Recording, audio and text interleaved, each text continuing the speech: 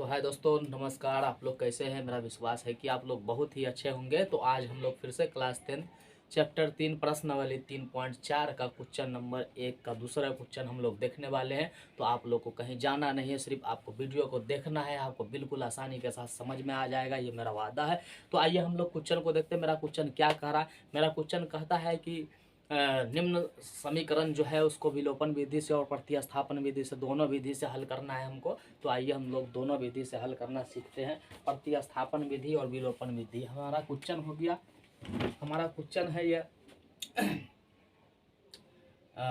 दूसरा क्वेश्चन है एक का। दूसरा क्वेश्चन जो हमारा है वो है x 3x प्लस 4y बराबर 10। और दूसरा जो हमारा है ये समीकरण 1 हो गया। और दूसरा समीकरण 2x माइनस 2y बराबर 2, ये हमको हो गया दूसरा समीकरण। ये हमारा समीकरण 1 है। इसको हम लोग करेंगे विलोपन विधि से इधर, फिर हम लोग एक तरफ कर लेंगे प्रतिस्थापन विधि। इस तरफ हम लोग हल कर लेंगे विलोपन विधि को, और इस तरफ हल कर लेंगे, यही सवाल को हम लोग कर लेंगे प्रतिस्थापन विधि। यानी एक ही सवाल को हम लोग दो विधि से हल करेंगे आज, है ना, प्रतिस्थापन विधि और विलोपन विधि। तो पहले आइए हम लोग विलोपन विधि को करते हैं। तो समीकरण 1 से या 2 से किसी से भी आप लोग क्या कर लेंगे, हम लोग इसको हल कर लेंगे। तो आइए क्या करते हैं, विलोपन विधि का जो नियम है कि हमको काटना किसको है, एक्स वाला को या वाई वाला को। हम लोग को क्या, हमको यहाँ देखना है जो हमारा समीकरण है उसमें देखना है कि हमको एक्स वाला को काटना है या वाई वाला को। अगर एगो प्लस हो एगो माइनस हो तो कोशिश करेंगे हम लोग कि वाई वाले को काट लेते हैं। तो वाई वाले को काटता, आप चाहे तो एक्स वाले को भी काट सकते हैं, और या चाहे तो वाई वाले को। तो हम यहाँ इसमें वाई वाले को काटते हैं। तो देखिए इसमें 4 है, और इसमें वाई को 4 पुराने के लिए क्या करना पड़ेगा, इसमें 2 से गुना करना पड़ेगा, और इस समीकरण में 1 से गुना कर देंगे हम लोग। तो क्या हो गया, चलिए गुना कर लेते हैं। तो हमारा हो गया 3x प्लस 4y बराबर 10 इकाई। दूसरे इसमें गुना कर लीजिए तो 4x माइनस 4y और बराबर 4, 2 दूना 4, ये हो गया। ये हमको मान लीजिए समीकरण 3 प्राप्त हुआ, और ये हमारा 4 प्राप्त हो गया, है ना। तो चलिए आप क्या कर लेना, समीकरण यहाँ पे लिख लीजिए। समीकरण 1 3 और प्लस 4 से समीकरण 3 और 4 को जोड़ने से, चलिए इसको जोड़ते हैं। इसको जोड़ते हैं तो ये हमारा कट गया, ये दोनों को जोड़ेंगे तो हमारा हो जाएगा 7 गो एक्स। ये हमारा इसको जोड़ लेंगे तो 14 हो गया। एक्स का मान यहाँ पर से निकालिए तो 14 बट्टा में हमारा क्या हो जाएगा 7, 14 बट्टा 7, ये 7 आ गया बट्टा में। इसको काट देंगे तो कितनी दफ़ा में कट गया, 2 मरतबा में।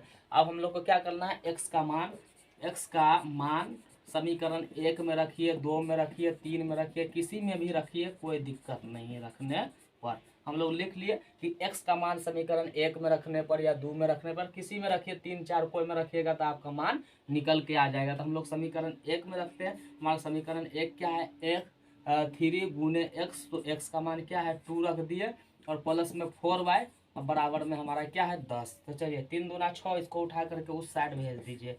तो हमारा क्या हो जाएगा 4y बराबर 10 माइनस 6, 3 दूना 6। अब इसको घटाएंगे तो हमारा कितना निकल के आ गया 4। अब यहाँ से y का मान निकलिए तो 4 बट्टा 4 कट गया तो हमारा कितना आ गया 1। लास्ट में लिख लीजिए अतः x बराबर 2 और y बराबर 1। यही हमारा क्या हो गया, विलोपन विधि हो गया। और यही को हम लोग क्या करते हैं, प्रतिस्थापन विधि से हल करते हैं। तो आइए देखते हैं, हमारा 3x प्लस 4y बराबर 10, ये समीकरण हमारा 1 है, और 2x माइनस 2y बराबर 2, ये हमारा समीकरण 2 है।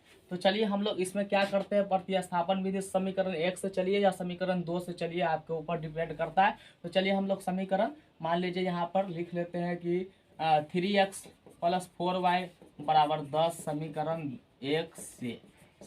1 से हम लोग हल कर रहे हैं। यहाँ पे लिखेंगे कि 3x बराबर 10 माइनस 4y को उधर भेज दीजिए। तो प्रतिस्थापन का यही रूप है कि इसको मान को उधर प्रतिस्थापित करना रहता है। और यहाँ पर x का मान निकालिए तो 10 माइनस 4y बट्टा में हमारा क्या हो गया 3 हो गया। अब लिखेंगे यहाँ पे कि x का मान समीकरण, है ना, 1 से चले हम लोग तो 2 में रखने पे, समीकरण 2 में रखने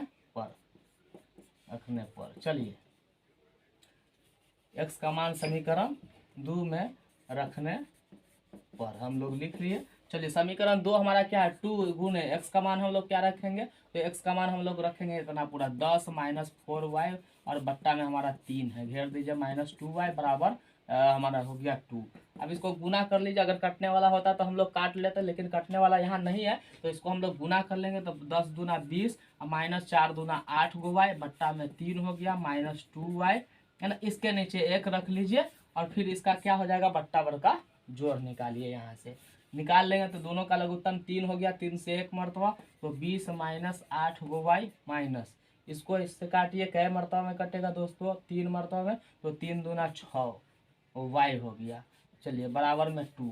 अब हम लोग क्रॉस गुना कर लेंगे इसको तो कितना हो जाएगा, ये हमारा हो गया 20, ये दोनों को जोड़ देंगे तो हमारा कितना हो जाएगा 8 6 14, 8 6 14 और y हो गया, और 3 दूना 6 हो गया। अब क्या कर लेंगे, y को उस साइड भेज देंगे, 6 को इस साइड ले आएंगे तो 20 माइनस 6 उधर चला गया, प्लस में 14 y हो गया, प्लस में हो गया।